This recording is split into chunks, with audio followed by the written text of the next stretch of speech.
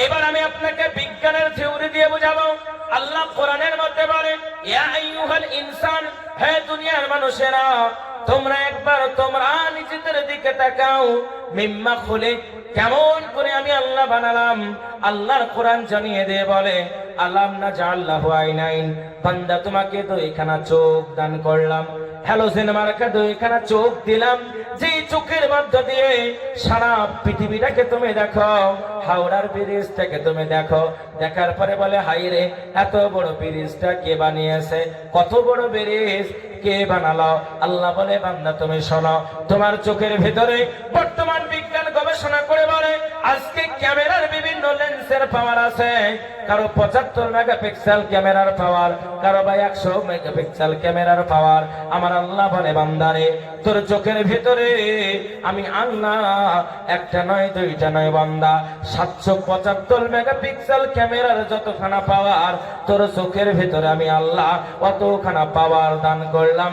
জোরে বলা যায় না সুবহানাল্লাহ? নারে তাকবীর। সরাসরি ভাইরা, আমার আব্বা জানেন, শুধু তাই নয়, আমার আল্লাহ তাআলা ডেকে বলে, বান্দা শোনো, ওয়ালিসানা ওয়া শাফাতাইন, আমি আল্লাহ তোমার জিহ্বা কানা দান করলাম। বর্তমান বিজ্ঞান গবেষণা করতে করে দুনিয়া থেকে 15,000 কিলোমিটার উপরে একটা বিমান উড়ে চলে যায়। বর্তমান বিজ্ঞান গবেষণা করে বলে, ওই বিমানের মধ্যে কত টন মাল আছে। শুধু তাই নয় বাবা, আজকে ফকিরে ফকিরে টেলিফোন হয় আধুনিকতার সময়। ফকিরে বলে, হ্যালো, বলে কোথায় আছো? বলে আমি মরা দেখিতে। বলে মরা দিকের ফেতরা নাই। বলে কি? বলে না, জোরে বলেন। এই ফোন ফকিরে ফকিরে হয় কি হয় না? আল্লাহর কোরআন বলে, বান্দা শোনো, পৃথিবীর মানুষ একবার চিন্তা করো, তোমার জিহ্বার ভিতরে বর্তমান বিজ্ঞান গবেষণা করে বলে, একটা নয় দুইটা নয় রে বান্দা, আমি আল্লাহ তোমার জিহ্বার ভিতরে 3000 স্বাদ গ্রহণ করার মতো ক্ষমতা দিলাম। এই বান্দা শুধু তাই নয়, আমি আল্লাহ তোমার মস্তিষ্ক খানা বানালাম। তোমার মাথার ভিতরে ছোট্ট ছোট্ট লাল লাল কিছু তার দিলাম। যেই লাল লাল তার গোলা সারা পৃথিবীটা যদি 2.5 বার পর্যন্ত ঘোরানো হয়, সারা পৃথিবীটা 2.5 বার পর্যন্ত ঘোরানোর পরে আমি আল্লাহ আমার লাল লাল তার গোলা অবশিষ্ট থেকে যাবে। জোরে বলা যায় না সুবহানাল্লাহ? এই বান্দা শুধু তাই নয়, আমি রব্বুল আলামিন তোমার দেহের মধ্যে কিছু আল্ট্রা কোয়ালিটির সেন্সর দান করলাম। আজকে আপনারা অনেকে লিফটের মধ্যে চড়েছেন, লিফটের মধ্যে যারা যান লক্ষ্য করবেন, চিন্তা করবেন, সম্মুখে দাঁড়ানোর সঙ্গে সঙ্গে দরজাটা খুলে যায়। আল্লাহ বলে, বান্দা শোনো, তোমার দেহের ভিতরে বর্তমান বিজ্ঞান গবেষণা করে বলে, এমন কোয়ালিটির সেন্সর দান করা হয়েছে, তোমার একটা নয় দুইটা নয় রে বান্দা, তোমার পায়ের মধ্যে যদি একটা কাঁটা ফুটে যায়, ঘন্টায় 72,000 কিলোমিটার বেগে, সেকেন্ডে 72,000 কিলোমিটার বেগে তোমার কাঁটাটা মস্তিষ্কে জানাই তোমার পায়ের মধ্যে একটা কাঁটা ফুটেছে। জোরে বলা যায় না সুবহানাল্লাহ? নারে তাকবীর। এ বান্দা শুধু তাই নয়, তোমার হাতের মধ্যে একটা পিপিলিকাতে কামড়ে দিয়েছে। পিপিলিকাতে কামড়ানোর সঙ্গে সঙ্গে আমি আল্লাহ তোমার মস্তিষ্ক খানা তোমাকে জানিয়ে দেয়, সেকেন্ডে 72,000 কিলোমিটার বেগে তোমার মস্তিষ্ক তোমাকে জানাই, দেখো দেখো দেখো, তোমার হাতের মধ্যে একটা পিপিলিকা কামড়িয়েছে। বান্দা শুধু তাই নয়, চোখ পিপিলিকাকে দেখলো না, জবান তার স্বাদ গ্রহণ করতে পারলো না, মস্তিষ্ক কোন রকমের দেখতে পেল না, কিন্তু কামড়ানোর সঙ্গে সঙ্গে সেকেন্ডে 72,000 কিলোমিটার বেগে তোমার মস্তিষ্ক তোমাকে অ্যালার্ট করে দেয়, আমি আল্লাহ এইগুলা সব তৈরি করেছে তোমার জন্য। জোরে বলা যায় না সুবহানাল্লাহ? নারে তাকবীর। এ বান্দা শুধু তাই নয়, চিন্তা করো, তুমি যখন তোমার মায়ের পেটের ভিতরে, আমি আল্লাহ রাব্বুল আলামিন দুনিয়ার কোন ডাক্তার নিলাম না, দুনিয়ার কোন মাস্টার নিলাম না। এ পাগল বান্দা, কেন তুমি বুঝো না? বাস্তবের সঙ্গে তুমি মিলাও রে বাবা। এই তো কিছুদিন আগে আমাদের কাছে একটা মহামারী ছিল, যার নাম হলো করোনা। সন্তান বাবার কাছে যায় না, করোনা হয়ে যাবে। বিবি তার স্ত্রীর কাছে যায় না, বিবি তার স্বামীর কাছে যায় না, করোনা হয়ে যাবে। জনম দুঃখিনী মা সন্তানের কাছে যায় না, করোনা হয়ে যাবে। আল্লাহ বলে বান্দারে আমি তোমার রব্বুল আলামিন করোনার মধ্যে কোয়ারেন্টাইনের মধ্যে বসে বসে হাসপাতালের বেডে শুয়ে তুমি যদি একবার আমাকে আল্লাহ বলে ডাকো, আমি আল্লাহ রব্বুল আলামিন তোমার একবার আল্লাহ ডাক শোনার সঙ্গে সঙ্গে 70 বার আব্দি বলে উচ্চারণ করে জোরে বলা যায় না সুবহানাল্লাহ, নারায়ে তাকবীর। সোনা মানিকেরা, তরুণ যুবক নওজোয়ানেরা, আপনি মায়ের পেটের ভিতরে আছেন, কেমন করে আল্লাহ আপনাকে খাওয়ালেন গবেষণা করতে গিয়ে অবাক হয়ে যাবেন। আমার আল্লাহ বলে বান্দা বিনা অপারেশনে বিনা সার্জারিতে তোমার খাবার খানা খাওয়ালাম আমি রব্বুল আলামিন। তোমার মায়ের সঙ্গে তোমার নাড়ি খানাকে জয়েন করে দিলাম বান্দা, তোমার মায়ের নাপাক রক্তটা বন্ধ করে দিলাম। তোমার মায়ের নাপাক রক্ত খানাকে বন্ধ করে দেওয়ার পরে আমি তোমার আল্লাহ ওই তোমার মায়ের নাপাক রক্তটা বন্ধ করে দেওয়ার পরে তোমার নাড়ির সঙ্গে তোমার জয়েন্টটা করে আমি আল্লাহ সুন্দর করে খাওয়ালাম, জোরে বলা যায় না সুবহানাল্লাহ। মানুষ মুখ দিয়ে খায় কি খায় না? জোরে বলেন, কথা বলে না কেন? মানুষ মুখ দিয়ে খায় কি খায় না? তাহলে মানুষ খাই মুখ দিয়ে, আল্লাহ কেন মায়ের পেটের মধ্যে মুখ দিয়ে খাওয়ালেন না? একবার জোরে বলুন আলহামদুলিল্লাহ। কেন খাওয়ালেন না? কোরআনকে জিজ্ঞেস করা, কোরআন জানিয়ে দেয়, পবিত্র কোরআন করে বর্ণনা। পৃথিবীর মানুষ তোমরা শোনো, আমি আল্লাহর কোরআন জানিয়ে দিলাম, ইউসাব্বিহু লিল্লাহি মা ফিস সামাওয়াতি ওয়া মা ফিল আরদ। হে পৃথিবীর মানুষেরা, দুনিয়ার মধ্যে যাহা কিছু আছে, আসমানের মধ্যে যাহা কিছু আছে, চন্দ্র রাজিকার মধ্যে যাহা কিছু আছে, শুধু তাই নয় রে বাবা, দুনিয়া থেকে কোটি কোটি মিটার দূরে আপনার মাটি থেকে কোটি কোটি মাইল নিচে রয়েছে একটা এমন একটা ছিদ্র আকারের একটা পোকা রয়েছে, অনুবীক্ষণ যন্ত্র দিয়ে ছাড়া তাকে দেখা যায় না। ওই পোকাটা পর্যন্ত আল্লাহর জিকির খানা আদায় করে। কাক কাক কাক করে না, কাক তার জবানে আল্লাহ আল্লাহ বলে জিকির করে। কোকিল কুহু কুহু করে না, কোকিল তার জবানে আল্লাহু আল্লাহু বলে জিকির করে। মৌমাছিরা ভাঁ ভাঁ করে না, মৌমাছিরা তার জবানে আল্লাহ আল্লাহ বলে জিকির করে। দুনিয়ার মুসলমান, তুমি যখন দুনিয়ার বুকে জন্ম নেবে, জবান দিয়ে আল্লাহ আল্লাহ বলে জিকির করবে। এই জন্য আমি আল্লাহ তোমার মায়ের পেটের ভিতরে তোমার জবানখানা পবিত্র রাখলাম, জোরে বলা যায় না সুবহানাল্লাহ, নারায়ে তাকবীর। এ ভাইরা, আজকে এই পবিত্র জবানখানাকে, আজকে আমার সোনার যুবকরা, আমার এলাকার মানুষেরা, মুসলমানদের মধ্যে অনেকে আছে এই জবানটা তারা পবিত্র করেছে মদ খেয়ে। ঠিক বললাম না? ঠিক বললাম? জোরে বলেন। হ্যাপি নিউ ইয়ারকে কেন্দ্র করে আমার সোনার যুবকেরা সারা রাত্রি ডিজে বাজিয়ে মদ্যপান করে, কি করে না? জোরে বলেন। 31st নাইটকে কেন্দ্র করে, অথচ এইগুলা মুসলমানের রীতি নয়, এটা হলো ইহুদিদের কালচার।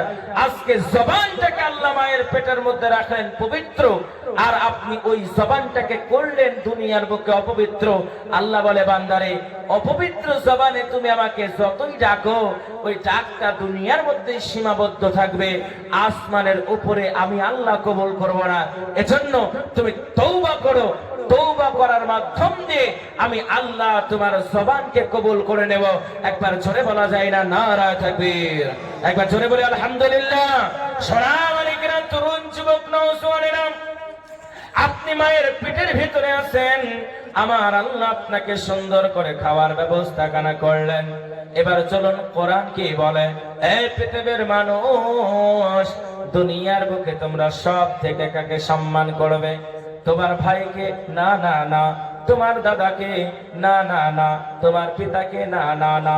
কোরআন জানিয়ে দে বলে, দুনিয়ার বুকে সব থেকে মহাব্বত করবে তোমরা যাকে, সেটা হলো তোমার মা। জোরে বলা যায় না সুবহানাল্লাহ। সোনামানিকেরা, তরুণ যুবকেরা, অনেক ভাইয়েরা আছে নিজের আপন মাকে মহাব্বত করে না। পাতানো আব্বা, পাতানো মা, কুটুম পাতায় কে পাতায় না? জোরে বলেন। আপনাদের এলাকায় আছে পাতানো আব্বা, পাতানো মা? আছে গো? এই মরাদিঘিতে আছে, এই মরাদিঘিতে এই রোগ আছে। বলে পাতানো মাকে বলে হ্যালো, বলে খবর বলো, আর নিজের মা শুয়ে থাকে গোয়াল ঘরে। বিজ্ঞানের থিওরি দিয়ে আপনাকে জানাই, কোরআন বললে কেন মা শ্রেষ্ঠ?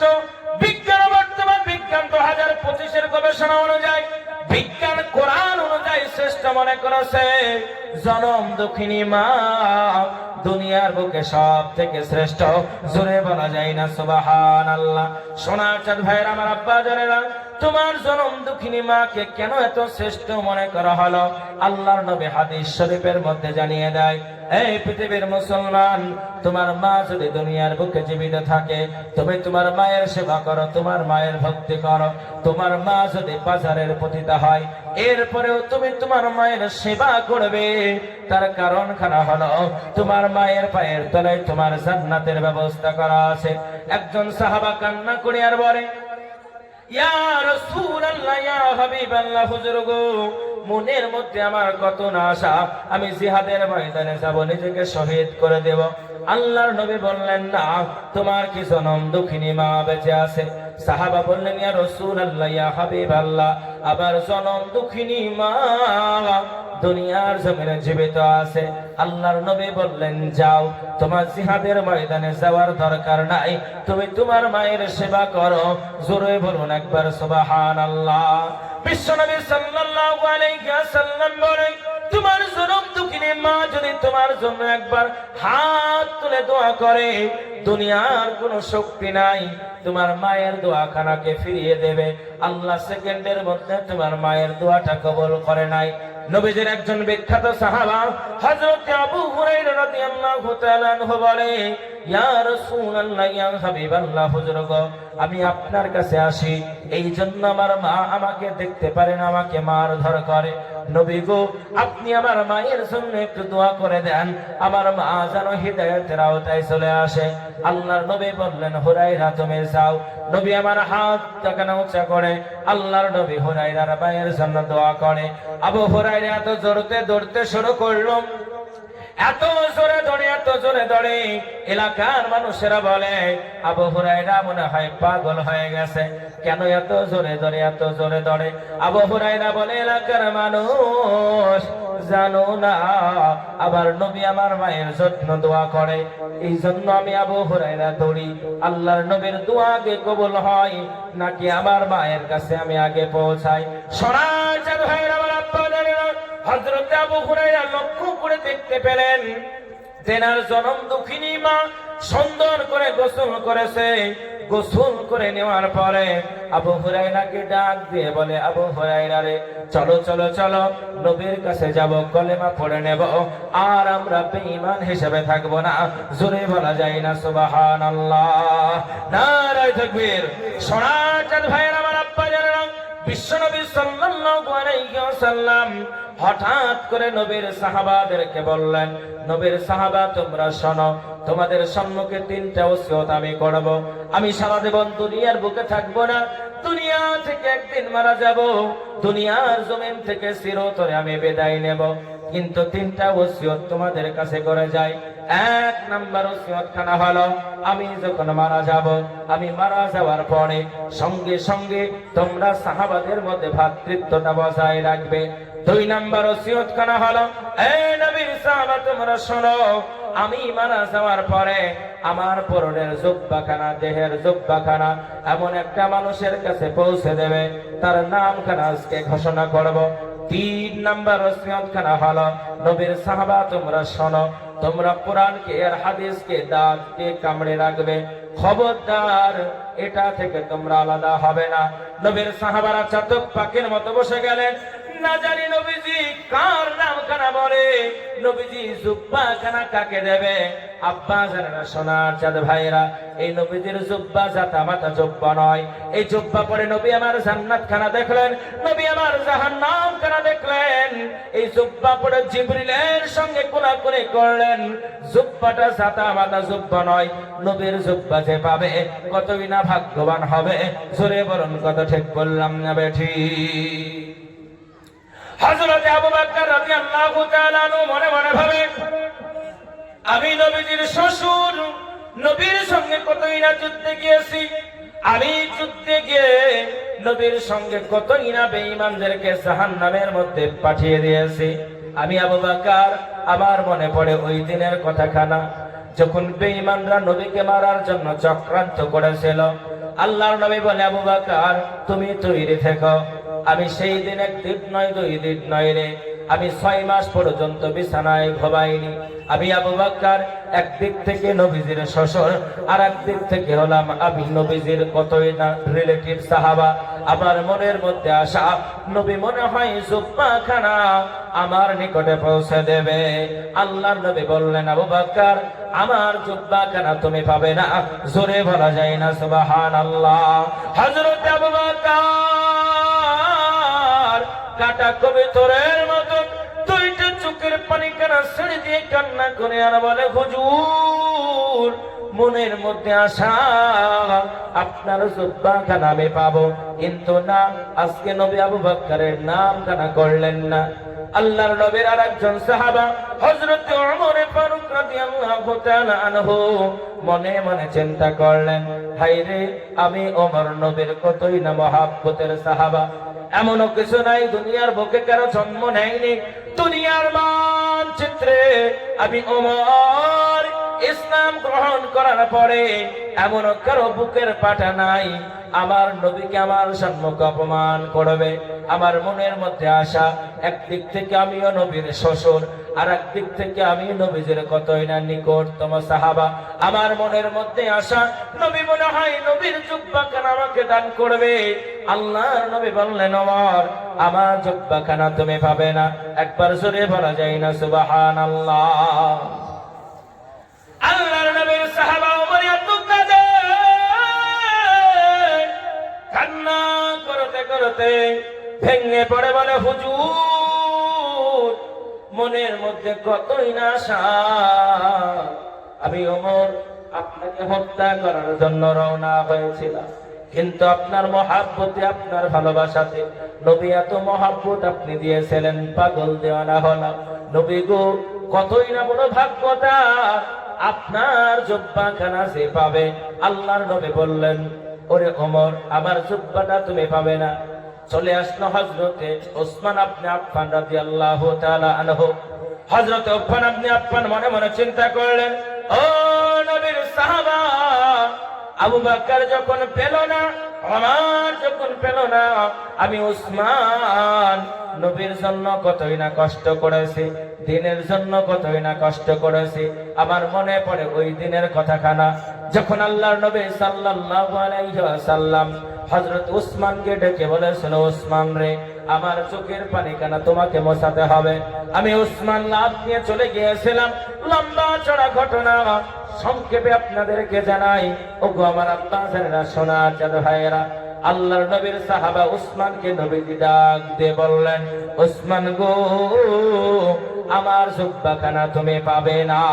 হযরতে ওসমান কাটা কবিতরের মতন ছটফট করতে করতে কান্না করে আর বলে, নবীজি মনের মধ্যে কত আশা, আপনার জুব্বাখানা মনে হয় আমাকে হাদিয়া করা হবে। আল্লাহর নবী বললেন, ওসমান আমার জুব্বাখানা তোমাকে দেওয়া হবে না। এইবার হযরতে আলী মনে মনে ভাবলেন, হযরতে আবু বকর যখন পেল না, ওমর যখন পেল না, ওসমান যখন পেল না, আমি আলী নবীর আমি হলাম সব থেকে ছোট দামাত, সব থেকে ছোট আমি জামাই।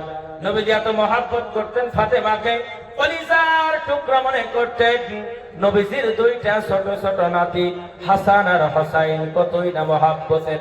আল্লাহর নবীকে ঘোড়ার উপরে পিঠের উপরে চড়ে বলতেন, আনো ভাই চল ঘোড়া চল, চল ঘোড়া চল।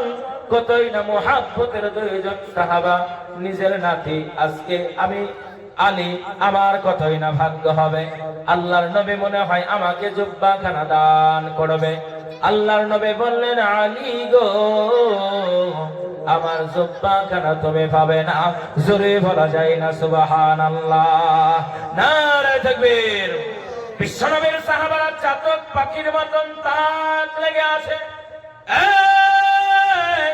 কার এত ভাগ্যবান, কার এত ভাগ্য ভালো, নবীর জুব্বাখানা হাদিয়া করা হবে। আবু বকর যখন পেল না, ওসমান যখন পেল না, ওমর যখন পেল না, আলীও যখন পেল না, মনে মনে চিন্তা করতে লাগলেন সাহাবারা, কার এত ভাগ্যবান নবীর জুব্বাখানা পাবে। আল্লাহর নবী ডাক দিয়ে বললেন, নবীর সাহাবা তোমরা শোনো, আর জুব্বা যে পাবে আলী তুমি তার সঙ্গে দেখা করবে, ওমর তুমিও তার সঙ্গে দেখা করবে। জোরে বলা যায় না সুবহানাল্লাহ, নারে তাকবীর। ভাইরা আমার, সোনার চাঁদরা, তরুণ যুবক নওজোয়ানেরা, বিশ্বনবী দুনিয়ার জমিন থেকে ইন্তেকাল করার পরে আল্লাহর নবীর কথা মতো জুব্বাখানা পৌঁছে দেওয়া হবে তার কাছে। তিনি কোরআন দেশে বসবাস করে, যার নাম হলো উবাইস। উবাইসের নিকটে জুব্বাখানা পৌঁছে দেওয়া হবে। নবীর একজন সাহাবা হযরতে আলী আর হযরতে ওমর দুইজনে মিলে কোরআন নামক শহরের মধ্যে প্রবেশ করলেন। এলাকার মানুষদেরকে জিজ্ঞাসা করে, ওগো এলাকার মানুষেরা, উবাইস নামে তোমরা কাউকে চিনো নাকি? বলে, না, উবাইস নামে আমরা কাউকে চিনি না। তবে একটা পাগলকে দেখা যায়, যার চুলগুলো বড় বড়, লম্বা লম্বা, মুখে দাঁড়িয়ে, জুব্বা পরে থাকে। এমন একটা গাছের কাছে তাকে পাবে, যে গাছের মধ্যে একটাও পাতা নাই, শূন্যর উপরে একটা গাছ আছে। ওই গাছের তলায় দেখবে পাগল বসে বসে আল্লাহ পাকের জিকির করে। হযরত ওমর রাদিয়াল্লাহু তাআলা আনহু আর হযরত আলী রওনা হয়ে গেলেন। লক্ষ্য করে দেখতে পেলেন অনেক দূর থেকে হযরত উবাইসের দিকে তাকানো হলো। তিনি যেন চামড়ার একটা জায়নামাজ খানা বিছিয়ে দিয়েছেন। চামড়ার জায়নামাজটাকে বিছিয়ে দিয়ে এত সুন্দর ভাবে নামাজ খানা আদায় করেছে, আর যেন দুই চোখ দিয়ে যেন বাবা টস টস টস টস করে পানিগুলো জমিনের উপরে গড়ে গড়ে পড়ে। আল্লাহর নবীর সাহাবা হযরত ওমর উবাইসের নিকটে যখন যায়, হযরত উবাইস আল কারনী সালাম কানা ফেরানোর পরে হযরত ওমরকে সালাম দিয়ে বলে, আসসালামু আলাইকুম। ওগো নবীজির সাহাবা ওমর, আপনি কেমন আছেন? একবার জোরে বলা যায় না সুবহানাল্লাহ। হযরত ওমর ডাক দিয়ে বলে, এ ভাই, জীবনে কোনোদিন তোমাকে আমরা দেখি নাই, কেমন করে তুমি আমাকে চিনতে পারলে? উবাইস দুইটা চোখের পানি খানা ছেড়ে দিয়ে কাঁদে, আবার সালাম দিয়ে বলে, আসসালামু আলাইকুম। ওগো নবীজির সাহাবা আলী, বলেন আপনি কেমন আছেন? হযরত আলী রাদিয়াল্লাহু তাআলা আনহু দুইটা চোখের পানি খানা ছেড়ে দিয়ে কান্না করে আর বলে, উবাইস ভাই, একটা কথা তোমার কাছে জানতে চাই, কেমন আমল তুমি করেছ যার জন্য নবীজির হাদিয়া খানা তোমার নিকটে পৌঁছে দেওয়া হলো? আল্লাহর নবীর সাহাবা আলীর কথা শুনে উবাইস এত কান্না করে, এত কান্না করে। হযরত আলী বললে, উবাইস, কান্না করো কেন? তোমার কান্নার কারণটা কি বলো? হযরত উবাইস বলে, ভাই, আমার মতন হতভাগা দুনিয়ার জমিনে আর একটা নাই। তার কারণ খানা হলো, সামনের চোখে আমি নবীকে দেখতে পাই নাই। নবীর জামানায় জন্মগ্রহণ করার পরেও আল্লাহর নবীর সঙ্গে ডাইরেক্ট সাক্ষাৎ করার মতন নসিব আমার কপালে নাই। হযরতে ওমর বলে, ভাই গো, একটা জিনিস তোমার কাছে জানতে চাই, কেমন করে তুমি আমাকে চিনতে পারলে? আমি তো কোনোদিন তোমাকে দেখি নাই।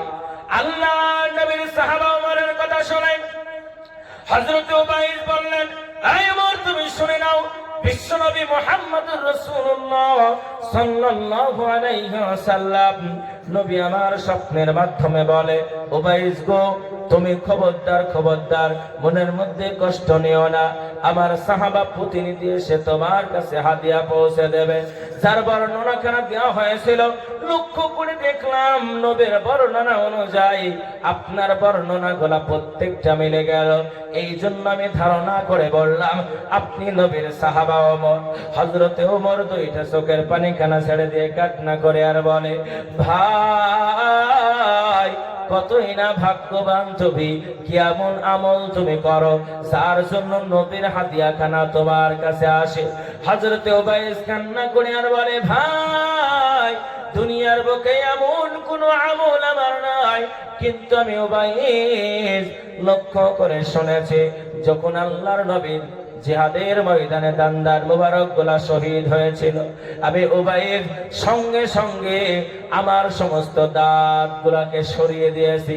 ওগো ভাই, আমার মাকে সেবা করার জন্য দুনিয়ার বুকে আমার মায়ের আমি ছাড়া কেউ নাই। আমি যদি মাকে ছেড়ে চলে যাই, দেখভাল করার মতন কোনো লোক নাই। আমার মা বড় অসুস্থ, এই জন্য আমার মাকে দেখভাল করার জন্য আমি নবীর কাছে বায়াত হতে পারি নাই। আল্লাহর নবীর সাহাবা ওমর বললেন, ভাই গো, তোমার মায়ের দোয়াখানাকে আমার আল্লাহ কবুল করেছে, যার জন্য এত মর্যাদার মালিক বানিয়েছে। জোরে বলা যায় না সুবহানাল্লাহ? নারায়ে তাকবীর। সোনাচাঁদ ভাইয়ের আমার আব্বা যারা, এই জন্য আপনাকে বলি, বিজ্ঞান কেমন করে মাকে শ্রেষ্ঠ বললো। বর্তমান সময়ে বিভিন্ন রকমের মেশিন আবিষ্কার করা হলো। জামা মাপা হয়, সেট মাপা হয়, কাপড় মাপা হয় একটা মেশিন দিয়ে, যার নাম হলো মিটার। এমন করে পানি মাপা হয়, লিকুইড কিছু জড় বস্তু মাপা হয়, লিকুইড বস্তু মাপার একটা মেশিন বিজ্ঞান আবিষ্কার করলো, যার নাম হলো লিটার। জ্বর মাপার জন্য একটা মেশিন বিজ্ঞান আবিষ্কার করলো, যার নাম কি তাড়াতাড়ি বলেন? জ্বর মাপা হয় কি দিয়ে? থার্মোমিটার দিয়ে জ্বর মাপা হয়। এমন করে বিজ্ঞান ইউনিট নামক একটা মেশিন আবিষ্কার করলো। লম্বা ঘটনা আপনাকে শোনাই। ইউনিটের আবির্ভাব কবে হলো? পৃথিবীর মানচিত্রে এমন একজন মানুষকে আল্লাহ তৈরি করেছিলেন, এত কালো, এত কালো, বিলাক জাপানের মতো কালো, আমেরিকার বুকে বসবাস করে, যার নাম হলো কেসেস ক্লে। আমেরিকার একটা হোটেলের মধ্যে ঢুকতে যাবে, হোটেলের গায়ে লেখা আছে no entry for black man, এখানে কোনো কালো মানুষ যেতে পারবে না। কেসেস ক্লে একটা ঘুষি মেরেছিল, যার ওজন খানা হলো 1 কুইন্টাল 94 কিলো। ইউনিটের মাধ্যম দিয়ে তার ওজন খানা মাপা হয়েছিল। পৃথিবীর মানচিত্রে ইউনিট দিয়ে ব্যথা মাপা হয়। আপনাকে যদি একটা জ্বর মাপা হয়, জ্বর মারার সঙ্গে সঙ্গে ইউনিটের মাধ্যম দিয়ে সেটাকে পয়েন্ট অনুযায়ী মাপবে আপনার গালের মধ্যে কত পরিমাণ ব্যথা হয়েছে। ইউনিটের মাধ্যম দিয়ে আপনার মায়ের ব্যথা যখন মাপা হলো, আমার ভাইরা, একজন মানুষকে 18 খানা জয়েন্টের হাড়কে যদি আপনি ভেঙে দেন, এই মরা দিকের একটা মানুষকে ডাকেন, মঞ্চের উপরে ডাকার পরে তার পায়ের গেটখানাকে ভেঙে দেন, হাঁটুর গেটখানাকে ভেঙে দেন, মাজাটাকে ভেঙে দেন, তার বুকটাকে ভেঙে দেন, তার হাতটাকে ভেঙে দেন, তার কইরিটাকে ভেঙে দেন। এমন করে 18 খানা যদি জয়েন্টের হাড়কে আপনি ভেঙে দেন, 18টা জয়েন্টের হাড় ভেঙে দেওয়ার পরে বিজ্ঞান ইউনিটের মাধ্যম দিয়ে পরীক্ষা করে বলল, 18টা জয়েন্টের হাড় ভাঙার পরে তার ব্যথা হয় 42 ইউনিট পর্যন্ত। কত ইউনিট বললাম? তাড়াতাড়ি বলেন। 42 ইউনিট পর্যন্ত ব্যথা। এবার ওই মানুষটাকে যদি ডেকে আপনি বলেন একটা গোল দিতে পারলে 1 লক্ষ টাকা দেওয়া হবে, পৃথিবীর বুকে কোনো মায়ের ব্যথা আছে উঠে দাঁড়াতে পারবে? পারবে গো? জোরে বলেন, পারবে? পারে না। আপনার জনম দুঃখিনী মা, বর্তমান বিজ্ঞান গবেষণা করে বলে, তুমি যখন মায়ের পেটের ভিতরে থাকো, তোমার মায়ের ছোট্ট একটা জায়গা দিয়ে তোমার মোটা দেহ খানাটা যদি বের হয়, মা সহ্য করতে পারে না। রক্তের কণিকা গলা যেন সরসর করে বয়ে যায়। ডাক্তার চিৎকার করে বলে, রোগীর গার্জেন কে আছে? একজন মানুষ বলে, আমি রোগীর গার্জেন। বলে, রোগীর অবস্থা ভালো না, যদি রোগীকে বাঁচাতে চাও সন্তান খানা বাঁচবে না, আর যদি সন্তান খানা বাঁচাতে যাও রোগী খানা বাঁচবে না। তোমার জনম দুঃখিনী মা তোমাকে এত ভালোবাসে, এত মহাব্বত করে। তোমার মা হাসপাতালের বেডের মধ্যে শুয়ে শুয়ে কান্না করে আর বলে, ডাক্তার, দুনিয়ার বুকে আমার বাঁচার কোনো দরকার নাই, আমার সন্তান খানাকে দুনিয়ার আলো খানা দেখাও। বর্তমান বিজ্ঞান গবেষণা করে বলে, তোমার মা এত ব্যথা পায়, এত ব্যথা পায়, যখন তুমি দুনিয়ার বুকে আসো তোমার মা সর্বনিম্ন ব্যথা পায় 45 ইউনিট পর্যন্ত। তোমার মা সর্বনিম্ন ব্যথা পেল 45 ইউনিট পর্যন্ত তোমার মা ব্যথা পেল। আমার ভাইরা, একজন মানুষের 18খানা জয়েন্টের হাড় ভেঙে দিলে 42 ইউনিট পর্যন্ত ব্যথা হলো। আর তোমার মা তোমাকে দুনিয়ার বুকে যখন আবির্ভাব খানা ঘটালো, তোমার মা সর্বনিম্ন ব্যথা পেল 45 ইউনিট পর্যন্ত। জোরে বলা যায় না সুবহানাল্লাহ, নারে তাকবীর। এজন্য সোনার ভাইয়ের আমার আব্বা জানেরা, আল্লাহ পাক কোরআনুল কারীমের মধ্যে বললেন, খবরদার উফ শব্দ যেন তোমার মা না করে। তোমার মাকে মহব্বত করবে, ভালোবাসবে, আমি আল্লাহ তোমার জন্য জান্নাতে যাওয়া বড় সহজ করে দেব। 2 নাম্বার পরীক্ষাখানা হবে বান্দা। কোরআন জানিয়ে দেয় 1 নাম্বার পরীক্ষা হলো আল্লাহর ভয়, 2 নাম্বার পরীক্ষাখানা হবে মিনাল আমওয়াল। বান্দারে, দুনিয়ার বুকে তোমাকে আমি সম্পদের মালিক বানাবো। কাউকে লক্ষ কোটি টাকার মালিক দেব, কাউকে আমি পুরো ঘর দেব। কোটি টাকার মালিক হওয়ার পরে তোমার ঈমান খানাকে পরীক্ষা করা হবে। বান্দা তুমি শুনে নাও, আমি আল্লাহ রাব্বুল আলামিন কোরআনুল কারীমের মধ্যে জানালাম কেমন করে তুমি সম্পদ খানাকে উপার্জন করেছো। আমি আল্লাহ তার হিসাব খানা তোমাকে নিয়ে নেব। ইমামুন আদিলুন, আল্লাহ রাব্বুল আলামিন যে ন্যায় বিচার হবে, ন্যায় পরায়ণতার দাড়ি পাল্লাকে কায়েম করবে, আপনার জন্য সেই দিন বড় মহা বিপদের দিন হবে। এজন্য আল্লাহ বলে, বান্দা শোনো, 2 নাম্বার পরীক্ষা খানা হলো মিনাল আমওয়াল। বান্দা, সম্পদ আমি তোমাকে দান করলাম, এই সম্পদ গুলাকে তুমি ভালো কাজে ব্যয় করো।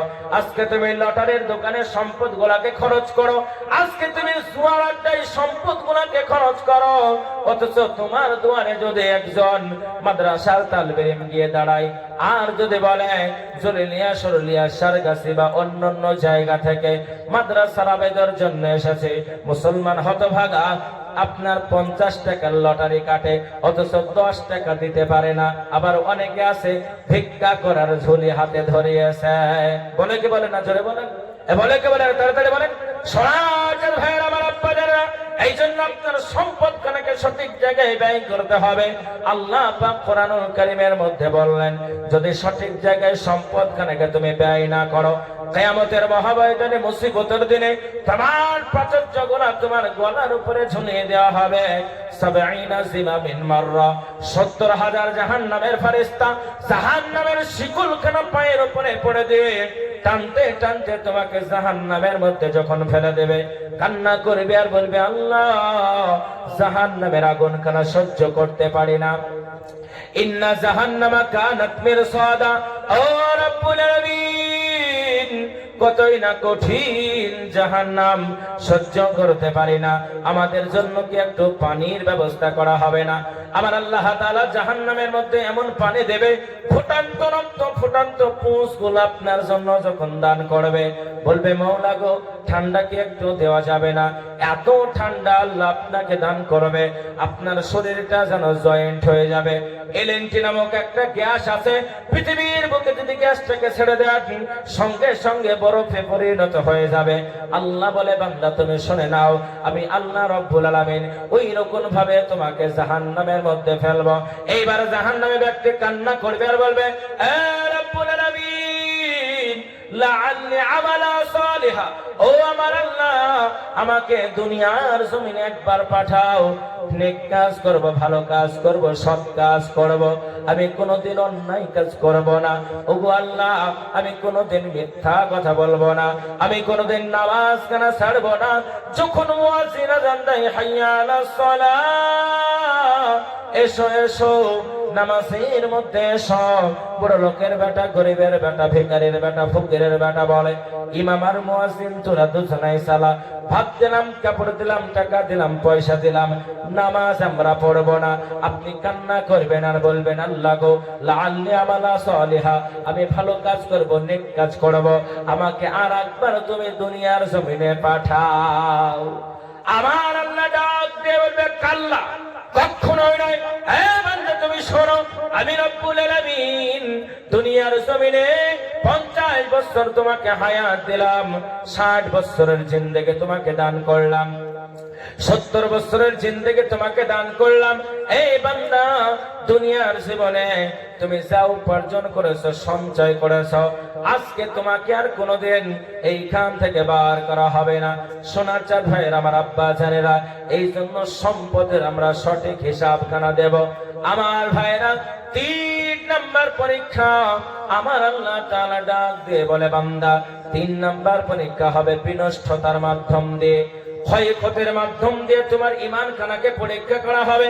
তুমি 5 ওয়াক্তের নামাজি, নামাজ পড়ার পরেও তোমার সংসারের মধ্যে অভাবখানা দূর হয় না, তোমার জমি ধানগুলা নষ্ট হয়ে গেছে, আবাদগুলা নষ্ট হয়ে গেছে। বিনষ্টতার মাধ্যম দিয়ে আমি আল্লাহ তোমার ঈমান খানাকে পরীক্ষা করব। 4 নাম্বার পরীক্ষা খানা হলো, বান্দা অবাশিরিস সাবিরিন। এই দুনিয়ার মানুষ তোমরা শোনো, আমি রব্বুল আলামিন 4 নাম্বার পরীক্ষা খানা হবে, বান্দা ধৈর্য সবরের মাধ্যম দিয়ে তোমার ঈমান খানাকে পরীক্ষা করা হবে। ও বান্দা, ধৈর্যের মাধ্যম দিয়ে তোমার ঈমান খানা পরীক্ষা করা হবে।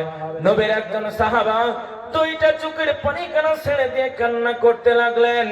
আল্লাহর নবী ডাক দিয়ে বললেন, ও নবীর সাহাবা, কান্না করো কেন, কান্না করো কেন, তোমার কান্নার কারণ খানা কি বলো? নবীর সাহাবা বলে, হুজুর গো, আমার জীবনে এত গুনাহ, এত গুনাহ, এত গুনাহ, আমার জীবনের গুনাহ খানা কি মাফ হবে? আল্লাহর নবী বললেন, ধৈর্যের সঙ্গে তওবা করো, তোমার জীবনের গুনাহ মাফ হবে। নবীর সাহাবা বলল, হুজুর গো, আমি জীবনে এমন একটা পাপ করেছি। আমার ভাইয়েরা, সময় বড় সংকীর্ণ, আমি আপনাদের কাছ থেকে বিদায় নেব। তার আগে আমি আপনাদের কাছ থেকে জানাতে চাই, ইসলাম কখনো সন্ত্রাসবাদীকে সমর্থন করে না। ইসলাম হলো মানবতার ধর্ম, ইসলাম ন্যায়, ইসলাম শান্তি, ইসলাম মানুষকে আদর্শ শিখিয়েছে। এমন একটা সময় ছিল যখন মানুষদেরকে জীবিত পুঁতে দেওয়া হতো, নারীদেরকে হত্যা করা হতো। ইসলাম সভ্যতা বলে কেমন করে সভ্য দিলেন? নবী বললেন, সাহাবা, ঈমানের সঙ্গে ধৈর্য ধারণ করে তওবা করো, আমার আল্লাহ তোমার জীবনের গুনাহ মাফ করে দেবে। আল্লাহর নবীর সাহাবা বলে, হুজুর, যখন আরবের জমিনে জাহিলিয়াতের সময়, বর্বরতার সময়, মানুষের মধ্যে ন্যায় ছিল না, নিষ্ঠা ছিল না, অন্যায় অভব্য আচরণের মধ্যে মানুষটা পতিত হতো। ইয়া রাসূলুল্লাহ, ইয়া হাবিবাল্লাহ, এইরকম অবস্থাতে আরবের মানুষরা নারীদেরকে অপয়া মনে করত। নবী গো, আমার স্ত্রীর পেটের মধ্যে একটা সন্তান ছিল, আমি ব্যবসা করতে ভালোবাসতাম, ব্যবসার কাজে বাইরে গেলাম, আমার বিবিকে ডাক দিয়ে বললাম, বিবি, তোমার পেটের ভিতরে যে সন্তানখানা রয়েছে, ওই সন্তানটা যদি পুরুষ সন্তান হয়, বিবি গো, সোনার বাক্সের মধ্যে সন্তানটাকে রেখে দেবে। আর যদি সন্তানটা নারী সন্তান হয়, গলা টিপে তুমি সন্তানটাকে হত্যা করে দেবে। ও রাসূলুল্লাহ, এই কথা বলার সঙ্গে সঙ্গে আমি যখন বাইরে চলে যাই, দিন আসে, দিন আসে, রাত আসে, রাত আসে, একের পর একদিন যায়, রাত আসে। হুজুর গো, এমন করে বছর খানেক যখন হয়ে যায়, আমি বাড়ির মধ্যে প্রবেশ করে নিই। দরজাটা যখন নাড়া দিলাম, দরজাটা নাড়া দেওয়ার সঙ্গে সঙ্গে আমার কলিজার টুকরা আমার বিবি আমার জন্য দরজাখানা যখন খুলে দিল। আমার বিবি এত সুন্দর করে সেজেছে, সুন্দর করে সাজুগুজা করেছে আমার জন্য। তার কারণ খানা হলো, কতদিন পরে আমার স্বামী বাড়িতে আসবে। ওগো আমার মা, আপনাদেরকে বলবো, স্বামীর জন্য সাজবেন, খবরদার বাইরের লোকের জন্য সাজবেন না। আমি মরাদিগের মায়ের কথা বলতে পারবো না। আমাদের নদিয়া জেলার যত মা আছে, বাড়িতে থাকে ফকিরের মতন, রাস্তায় থাকে রানীর মতন। ঠিক কিনা জোরে বলে? ঠিক বললাম না বে? ঠিক। যত আলতা সুনু পাউডার আছে, আর বাড়িতে যদি একদিন বাজার করতে আপনি ভুলে যান, বলে আমার 36 বছরের জীবনটা জলি পুড়ি খাকচার করে দিল। ঠিক বললাম না ভুল বললাম? আমার মায়েরা, স্বামীর কাছে সাজবেন, স্বামীর কাছে যদি আপনি সাজেন, আপনার সাজা কেন? আল্লাহর নবী বললেন, একজন মা যদি, একজন নারী যদি তার স্বামীর কাছে সাজা গোজা করে, তাহলে আমার আল্লাহ তাআলা তার সাজখানাকে নফল ইবাদতের মতন রেখে দেবে। জোরে বলা যায় না সুবহানাল্লাহ? সোনামানিকেরা, তরুণ যুবক নওজোয়ানেরা, হযরতে দাইহাতুল কালবির বিবি সুন্দর করে সাজা গোজা করেছে, স্বামী আজকে বাড়িতে আসবে, কতদিন স্বামীকে দেখে নাই। এমত অবস্থাতে হযরতে দাইহাতুল কালবি বিবিকে ডাক দিয়ে বলল, ওগো প্রাণের বিবি, একটা কথা তোমার কাছে জানতে চাই। বিবি কান্না করে আর বলে, স্বামী গো, কি এমন কথা আপনি জানবেন, তাড়াতাড়ি করে বলুন। স্বামী ডাক দিয়ে বলল, ও প্রাণের বিবি, তোমার পেটের ভিতরে যে সন্তানখানা ছিল, ওই সন্তানটা নারী সন্তান হয়েছে নাকি পুরুষ সন্তান হয়েছে? হযরতে দাইহাতুল কালবির বিবি কথাটা শোনার সঙ্গে সঙ্গে দুইটা চোখের পানিখানা যেন ছেড়ে দিয়ে কান্না করতে লাগলেন আর বললেন, স্বামী গো, আপনার আমানত কেন আপনাকে দেখাতে চাই, মেহেরবানি করে আপনি ঘরের মধ্যে প্রবেশ করেন। আমার ভাইরা, যখন হযরতে দাইহাতুল কালবি ঘরের ভিতরে প্রবেশ করলেন, লক্ষ্য করে দেখতে পেলেন, রে বাবা, ঘরের ভিতরে যেন একটা ফুটন্ত গোলাপের পাপড়ের মতন সুন্দর একটা ফুটফুটে কন্যা সন্তান, যার নাম রাখা হলো জামিলা। জামিলা কথার অর্থ হলো সুন্দরী। ডাক দিয়ে বলা হলো, বিবি গো, এই সন্তানটা কার সন্তান? বিবি কান্না করে আর বলে, স্বামী, এই সন্তানখানা তো আপনার সন্তান।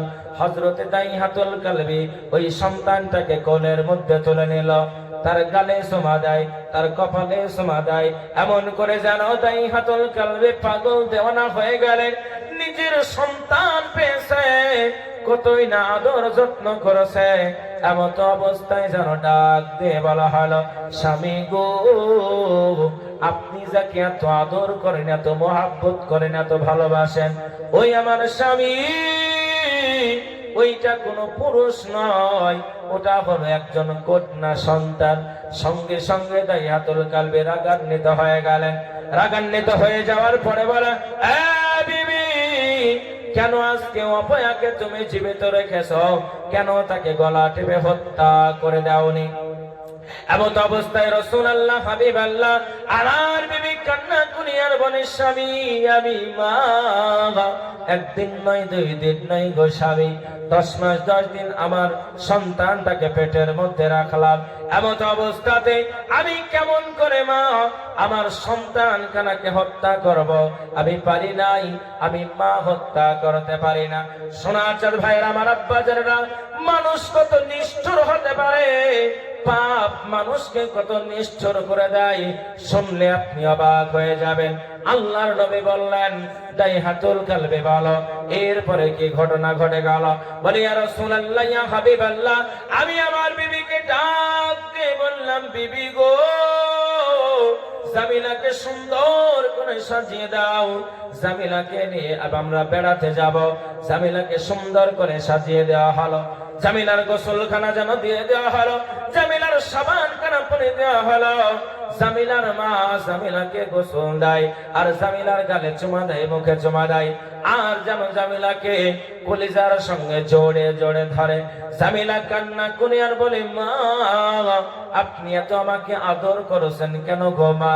জামিলার মা বলে, জামিলা রে, শোনে না, আমার মনটা যেন মানে না, আমার হৃদয়টা ছিঁড়ে টুকরো বিটুকরো হয়ে যায়, আমি মা সহ্য করতে পারি না।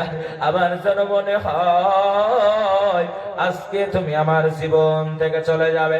জামিলা বলে, মা, আমার আব্বা কত ভালো, আমাকে আদর করে বুকের মধ্যে জড়ে নিল। মা গো, আপনি কান্না করবেন না, আব্বার সঙ্গে বেড়াতে যাব। সোনা মানিকেরা, তরুণ যুবক নওজোয়ানেরা, এমন করে হযরতে দাইহাতুল কালবি জামিলাকে নিয়ে মরুভূমির প্রান্তে যখন রওনা হয়ে যায়, রওনা হতে হতে হতে জামিলা বলে, না, সহ্য করতে পারি না, ওই মরুভূমির উত্তপ্ত বালুকণা সহ্য করতে পারি না। আব্বাজান, আমার জন্য কি একটু পানির ব্যবস্থা করা যাবে না? এমন করে আপনার দাইহাতুল কালবি মরুভূমির প্রান্তে গর্ত খুঁড়তে শুরু করলো। জামিলা বলে, আব্বা, এত কষ্ট করে আমার জন্য আপনি গর্ত খুঁড়বেন না, সহ্য করতে পারি না, আপনার কষ্ট কেন আমি সহ্য করতে পারি না। বাবা গো, আমার জন্য আপনি এত কষ্ট করবেন না। সোনার মানিক এমন করে করে যাও আপনার হযরতে দাইহাতুল কালবে দুইটা চোখের পানি কানা ছেড়ে দিয়ে কাঁদে আর বলে, হুজুর গো, আমি যখন গর্তখানা সম্পন্ন করে দিলাম, আমার কন্যা আমাকে বলে, বাবা আপনি আমার জন্য এত কষ্ট করবেন না। ইয়া রাসূলুল্লাহ, ইয়া হাবিবাল্লাহ, আমি জামিলাকে আমার কাছে ডাকলাম। আমার কাছে ডাকার সঙ্গে সঙ্গে হুজুর আমি ধাক্কা দিয়ে জামিলাকে ওই গর্তের মধ্যে যেন ফেলে দিলাম। জামিলা গর্তের মধ্যে পড়ে গেল। দুইটা চোখের পানি খানা ছেড়ে দিয়ে কান্না করতে লাগলেন আর বলে, আব্বা, ও আব্বা জান, আব্বা গো, আপনি কেন আমাকে গর্তের মধ্যে ফেলে দিলেন? জামিলার বাবা বলে, জামিলা, অপয়া হয়ে দুনিয়ার বুকে জন্ম নিয়েছ, দুনিয়ার বুকে বেঁচে থাকা তোমার কোনো অধিকার নাই। আজকে মরুভূমির প্রান্তে তোমাকে পুঁতে দেওয়া হবে, তোমাকে হত্যা করা হবে, চিরতরে তোমাকে শেষ করে দেওয়া হবে। জামিলা এই কথাটা শোনার সঙ্গে সঙ্গে এত কান্না করে, এত কান্না করে, কান্না করে আর বলে, আব্বা, আমি যদি জানতাম আপনি এত নিষ্ঠুর, কোনদিন আমি আপনার কাছে যেতাম না, আপনাকে আব্বা বলে ডাকতাম না। আমার ভাইয়েরা, বক্তা সম্রাট চলে এসেছে, আমি আলোচনা বাড়াবো না। এমন অবস্থাতে আমার আব্বা জানেরা নিষ্ঠুর ভাবে একজন পিতা তার কন্যা সন্তানকে হত্যা করে। আস্তে আস্তে মরুভূমির প্রান্তে বালুগোলা যখন টানতে শুরু করে, বালুগোলা টেনে টেনে গলা পর্যন্ত যখন ঢেকে দেওয়া হলো, হযরতে দাইহাতুল কালবে মরুভূমির প্রান্তে একটা পাথর খুঁজতে শুরু করলেন। পাথরটা দিয়ে তিনি কি করবেন? পাথরটা দিয়ে এমন করে আর ওই আপনার জামিলার মাথার উপরে এমন করে পাথরটা দিয়ে যখন আঘাতখানা করে দিলেন, জামিলা আব্বা আব্বা বলে বলে চিৎকার করতে লাগলেন আর বলে, আব্বা, আমার জীবনখানা আপনি ভিক্ষা দেন, কোনোদিন আপনাকে আব্বা বলে ডাকবো না। মক্কার নাচে কানাচে ঘুরবো, এদিকে ওদিকে বেড়াবো, একটা জায়গায় বলবো না আপনি আমার আব্বা। আব্বা গো, আমার জীবনখানা ভিক্ষা দেন। হুজুর গো, আমি আমার জামিলাকে শেষ পর্যন্ত মরুভূমির প্রান্তে হত্যা করে দিলাম। আল্লাহর নবী বললেন, ও কালবে, তুমি শুনে নাও, তুমি অন্যায় করেছো, তওবা করে নাও। তুমি অমুসলিম থাকা অবস্থায় যত পাপ করেছো, আমার আল্লাহ পাক আল্লাহ তাআলা ধৈর্যের মাধ্যম দিয়ে তওবা করার কারণে তোমার জীবনের সমস্ত গুনাহখানাকে মাফ করে দেবে। জোরে বলা যায় না সুবহানাল্লাহ, নারায়ে তাকবীর। এজন্য আমার ভাইরা, আমার সোনার চাঁদেরা, ইনশাআল্লাহ 4টি পরীক্ষা থেকে আমরা উত্তীর্ণ হয়ে পরিশেষে আবার জান্নাতের মধ্যে আমাদের সঙ্গে দেখা হবে। আমি বিশেষ করে দোয়া করছি, আজকের যে আয়োজন যেনারা করেছেন তিনাদেরকে অন্তর থেকে দোয়া দিই। এইরকম তাফসিরুল কোরআন একটা মাহফিল আপনারা করেছেন, আপনারা সুস্থ থাকুন, ভালো থাকুন, এই বলে আমার বক্তব্য এখানে এটি টানলাম। বলার মধ্যে, ভাষার মধ্যে ভুল ত্রুটি মার্জনীয়। আমার প্রিয় ভাই মুর্শিদ ভাই, তিনার আব্বা অন্ধকার কবরে চলে গেছে, দোয়ার জন্য একটু আবেদন করেছে। আমি এই মুহূর্তে হাত তুলে দোয়া করছি না, হুজুর দোয়া করবে ইনশাআল্লাহ। তার পাশাপাশি এলাকাবাসী প্রত্যেকের জন্য হুজুর দোয়া করবেন। আপনারা শেষ দোয়া নিয়ে বাড়ি যাবেন তো ইনশাআল্লাহ। আল্লাহ রাব্বুল আলামিন আমাকে, আপনাকে, আমাদের সকলকে পবিত্র কোরআন ও সুন্নাহ অনুযায়ী নিজের জীবনকে চালানোর তৌফিক দান করুক। ওয়া আখির দাওয়ানা আলহামদুলিল্লাহি রাব্বিল আলামিন। আসসালামু আলাইকুম ওয়া রাহমাতুল্লাহি ওয়া বারাকাতুহু।